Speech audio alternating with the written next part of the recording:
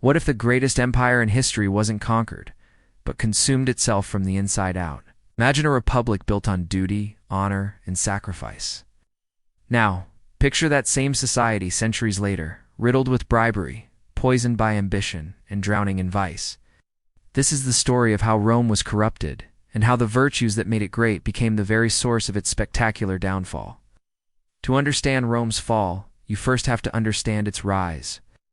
The foundation of the early republic wasn't built on gold or grand armies, but on an unwritten code of conduct, the Mos Maiorum the way of the ancestors.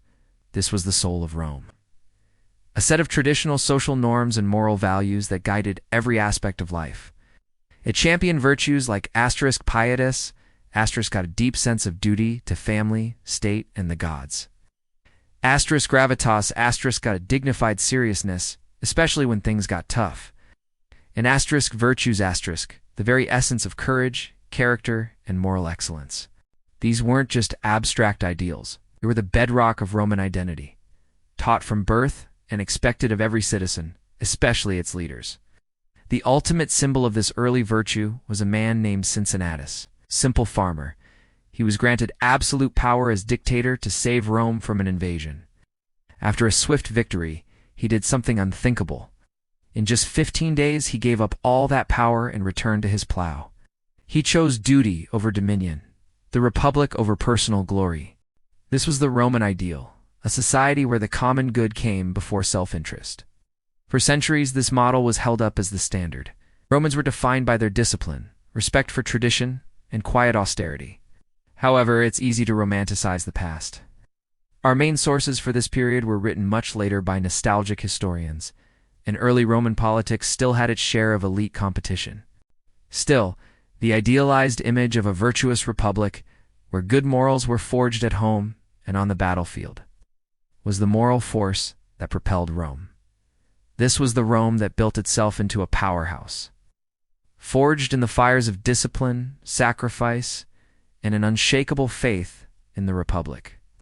But the very success born from this virtue would plant the seeds of its destruction. The qualities that gave Rome the strength to conquer the world would soon be drowned by the spoils of that conquest. A major shift came with victory.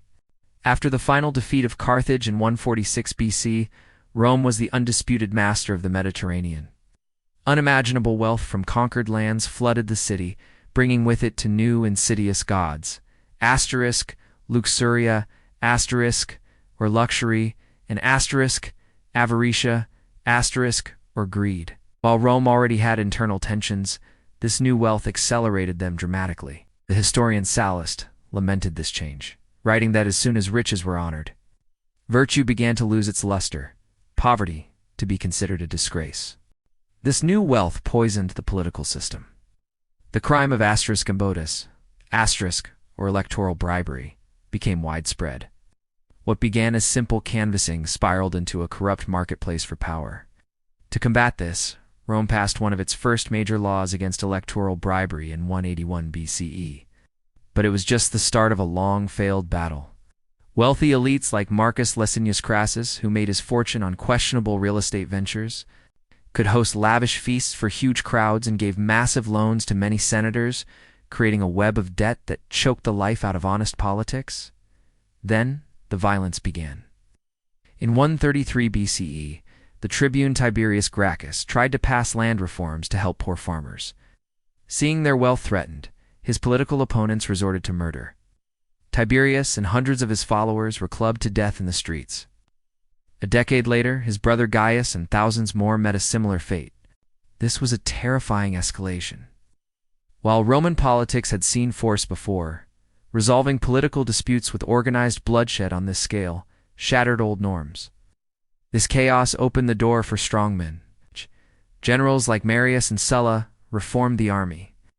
And these changes fostered a new dynamic where soldiers' loyalty could shift from the state to the generals who paid them and led them to plunder.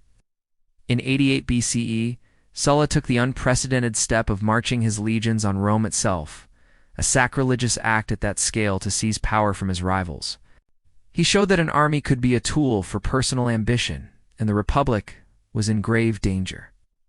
The stage was set for the first triumvirate, where three powerful men, Julius Caesar, Pompey, and Crassus carved up the state for their own benefit. When Caesar crossed the Rubicon River with his army in 49 BCE, defying the Senate, it wasn't the start of the fall. It was a point of no return in the death of the Republic. A dictator had risen, and Rome would never truly be a republic again. With the Republic dead, the corruption that had plagued it became institutionalized under the emperors. Augustus, the first emperor, cleverly masked his absolute power with a pious respect for the asterisk, Mos Maiorum asterisk, but the precedent was set. Power was no longer just earned through service, it was often inherited, seized by force, or secured through a mix of adoption and military acclaim. The moral decay accelerated. Emperors like Caligula became infamous for their cruelty and excess. While some tales are likely exaggerated by hostile historians, they reflect a terrifying truth. Absolute power could corrupt absolutely. The emperor was no longer the first citizen. He was a living god, seemingly above the morality that bound mere mortals. This rot wasn't just at the top. It seeped into every level of society. The Praetorian Guard, the emperor's own bodyguards, became kingmakers, assassinating emperors and auctioning off the throne to the highest bidder. The economy buckled under rampant inflation, partly caused by emperors devaluing currency to pay the ever more demanding military.